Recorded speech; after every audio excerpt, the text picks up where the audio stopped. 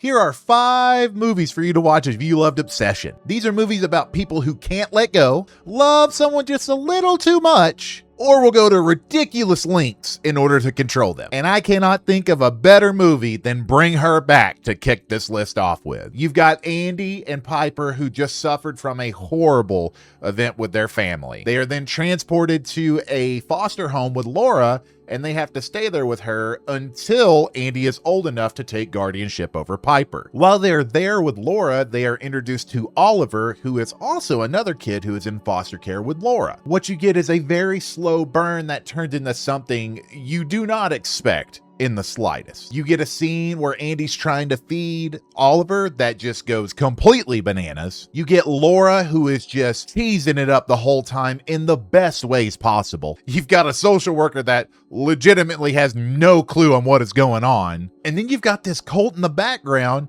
who you think you're going to want more information on, but you just kind of throw it to the side because everything else is so interesting. They give you just a little taste, and that's all you need. It's a horribly underrated film that has a truly beautiful ending, and you need to check it out. Next up, we have Hereditary. Hereditary follows a grieving family who has just suffered a horrific event, and this is one of the few movies I've ever watched that really does portray how awful it is to lose a family member and how horrible it can be to the family. It can tear you apart. You can make decisions that you don't realize that you would make, and you can turn on people very quickly. And that does happen in this movie. I don't really like to throw it around, but I would say that this is a masterpiece. I have never shown this movie to somebody and they didn't enjoy it. But the thing that makes this movie so good is that it does deal with somebody who will go to whatever lengths they can to get the outcome that they want.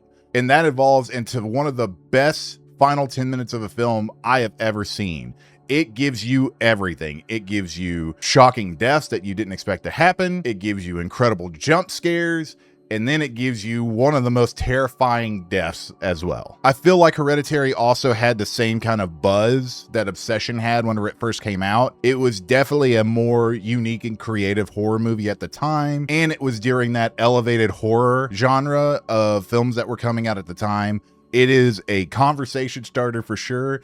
And whether you like it or you dislike it, I think you will still appreciate it in the end for what it is. Next up, we have Misery, which is the oldest film on this list, surprisingly. Misery follows Paul Sheldon, who is in a horrible car wreck and is saved by Annie Wilkes, who happens to be a hardcore fan of Paul Sheldon. What seems to be harmless at first turns out to be something completely dangerous whenever you realize how obsessed Annie Wilkes truly is over Paul. There are a lot of events that unfold in this that don't seem as scary as they actually are, but whenever you look at it and you realize how real this movie can be, it becomes terrifying. Annie is very much obsessed with the character that Paul has created, to the point that she would do anything to get the outcome that she wants from that character that Paul writes about, even if it involves torturing this poor man. And something that really helps this movie is you don't have many locations. You are mainly locked in Annie's house. You do follow a sheriff around who is trying to find Paul,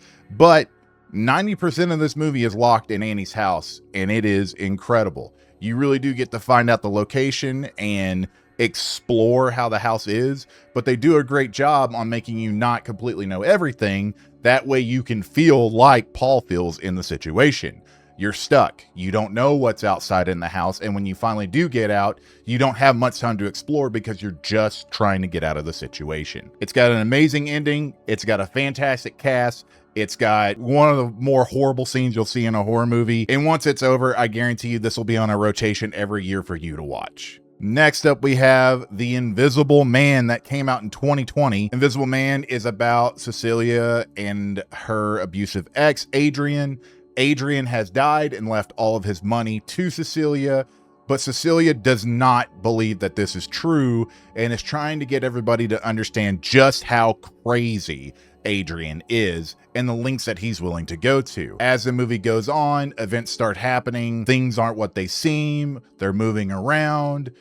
and it just feels like somebody is stalking her. She picks up very quickly on what is happening due to knowing what extents Adrian would go to, and is trying to explain to everybody else in this film what is going on. This movie does a great job on making you feel like Cecilia and just wanting to shake people to get them to understand what is truly happening, even though explaining that an invisible person is causing all this havoc just sounds ridiculous. Adrian is obsessed with Cecilia, will do anything he can to control her and to get the outcome that he wants to keep her under his thumb. It does not matter the lengths he needs to go to.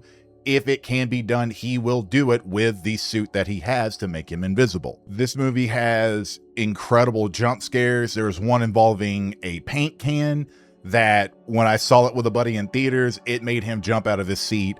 It was spectacular. There's also a scene in a restaurant that deserves to be on everybody's favorite what the heck just happened moments in a horror movie. It is perfectly done, and it just leaves you speechless after you see what happens. Invisible Man has a lot more locations than other films that I've talked about in this movie. You do go around the city into multiple homes. It is very well shot. Once you roll the credits on this, it will become something that you will watch every year. Last on our list is I Saw the Devil. I understand that this movie will not be for everybody. I completely get that. If you go and you look at all the trigger warnings behind this film, you can definitely decide on if you want to watch it or not. This is about a special agent whose wife is horribly murdered by a serial killer. The special agent tracks the serial killer down and will stop at nothing to make him feel the amount of pain that he feels from his loss. He puts him through a series of catch and releases to make him feel like he's gotten away, only to recapture him and torture him once again. This movie is kind of surprising because there are quite a few action scenes in this. It is very unrelenting, and it does make you question the main hero of this film. It makes you ask yourself, is he still a hero? It does make you look at the title and go, which one of these is truly the devil after this movie is wrapped? There are a lot of moments in this that are very difficult to sit through, but it does lead to an ending that is something that you will be thinking about for quite some time. It is something that I had never seen before. I remember when I first watched this, I had heard about it from a friend, and I checked it out and watched it at night, and it was one of the most brutal movies I had watched in a long time. This came out in 2010, so it was whenever I was really starting to get into Korean horror movies, and this was my first big example. I don't know if you count Old Boy as a horror movie or not, but I had also seen that at the time as well. I do really hope that you do look into this, because like I said, it is a truly difficult movie to watch, but I'm telling you, even though it's hard to watch, it is a good film, and I highly recommend it. So let's do a quick recap on the movies you gotta watch. Bring Her Back, Hereditary, Misery, The Invisible Man, and I Saw the Devil. If you truly enjoyed Obsession, I know you're gonna love all 5 of those. Go ahead and hit that subscribe button, and we're gonna catch you on the next one.